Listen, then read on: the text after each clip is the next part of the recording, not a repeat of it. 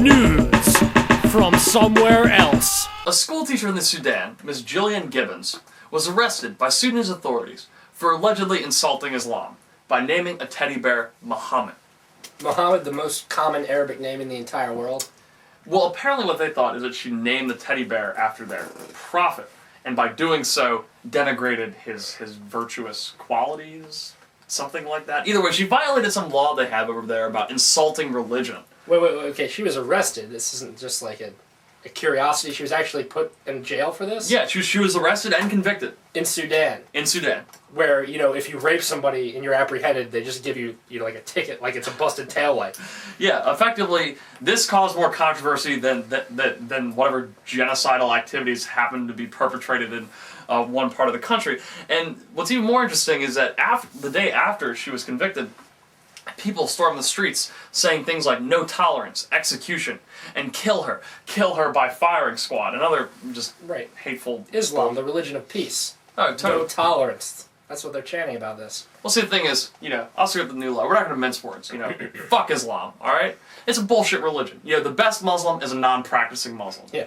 I mean, the only time religions ever do anything good is when they're merged with effectively a non-religious philosophy like humanism or secular alcoholism. Yeah, or something like that.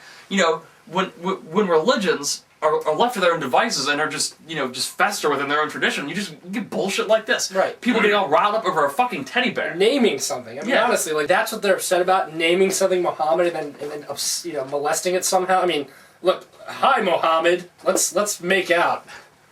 Oh, look at my little cup. I named this one Muhammad, because I like it the best. Hello. Oh, what's that, Muhammad? You want to get on my junk? Oh, no.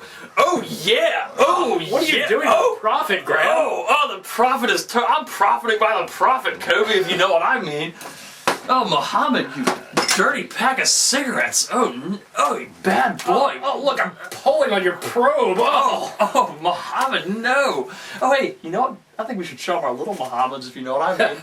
I already named that this morning. Hey, Muhammad's coming out of the cave. From somewhere else. There's a new television show in Iran, and it takes place during World War II. It's about an Iranian diplomat in Nazi-occupied France who forges fake passports for Jews so they can escape the concentration camps and, live. And one of the reasons why the show is being made is to dispel the popular notion that all Iranians are anti-Semites. Right, because it's not true, but it's a common myth because their president denies the Holocaust and is considered to be an anti-Semite. Mad Max is what we call him here at the New Low. Yeah, so the thing is, the television producers over there say that, it's possible to be anti-Zionist without being anti-Jewish. He said, and a direct quote from one Mr. Fatih is, let's be absolutely clear about this. We sympathize just as much with those innocent Jewish victims of the Nazis as much as we do with the Palestinian victims of Zionism. Now, Iran has something right there. I mean, they got it right. But, hey, don't get any funny ideas, okay? Iran still fucking blows, alright? And just to prove it, we have a picture of the president right here. I need to get this in frame here. And, that just says it all. But they bring up an interesting point because a lot of people conflate these ideas that aren't really related.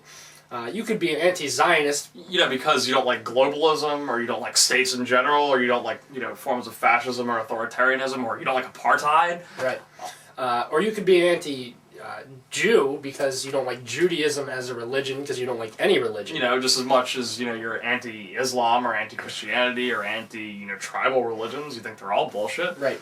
Or you could be anti-Semitic because... you think that, the hook noses and curly hair kind of look a little stupid, I think they look real stupid. I mean, if you happen to be all three, it's just kind of the luck of the cards, Right. It's kind of the way things go. We happen to be all three. That's complete coincidence. And if I happen to have printed out a Star of David...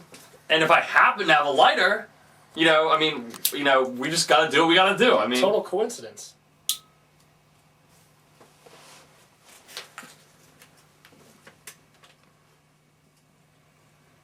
SATAN, who gets more replay than the song the girls cut their wrists to each weekend. Welcome to Graham's Funhouse.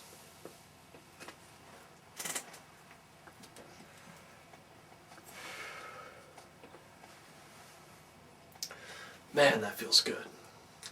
You know what else feels good?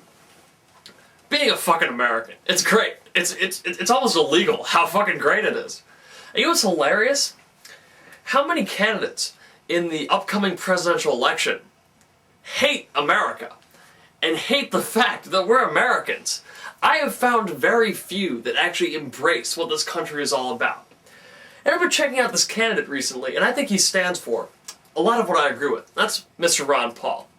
He believes in states' rights, he believes in individual rights, and he also believes in nations' rights. That is, in the ability of a state to be left alone from the federal government, the ability of an individual to be left alone from harassment by anyone else, and the ability of a nation to be able to mind its own business and prosper without having to be involved in whatever else is going on in the rest of that shithole that we call the world.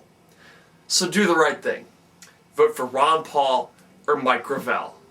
It's Graham's Funhouse. Hell yeah! Hell yeah! Scientists have found a way to synthesize stem cells from adult skin cells. This is very important because stem cells are important to do research into many degenerative diseases and possibly treat them. And it's been stifled by motherfuckers who are all upset about us using embryos because they should be frozen somewhere. I mean, this pretty much just bypasses the whole moral dilemma. Fuck you guys. I know you guys love suffering so fucking much. Well, guess what? We're not going to stand for it anymore. And we're going to progress into the next century and leave you guys in the dust being like, well, maybe skin cells are babies too, or some bullshit like that. Either way, not listening anymore. Right. Totally.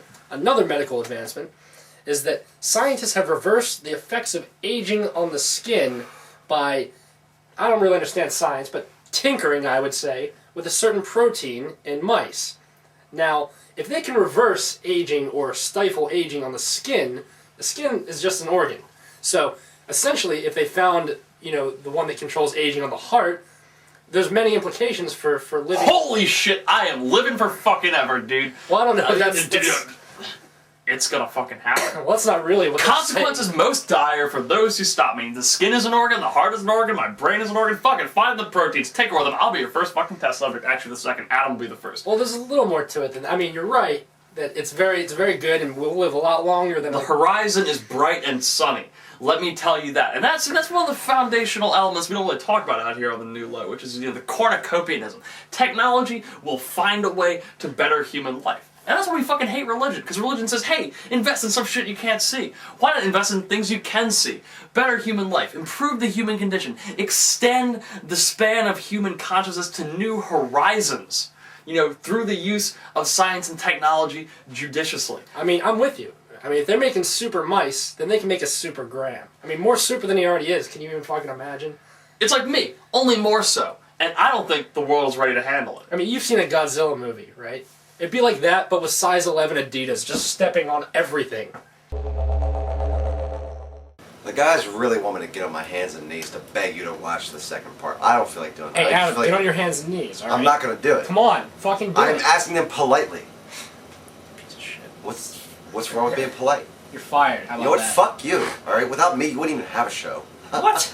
Oh, yeah. Yeah, I could film it all alone and star in it. All alone? Yeah, that's fucking right. That's bullshit. You don't even have a fucking remote. Hey, give it... Oh, man. Hey, watch the second part, Watch guys. the second part. We know you'll like it. Get on your knees. Not for the show, just do it. Oh. Alright. Okay. Alright, y'all.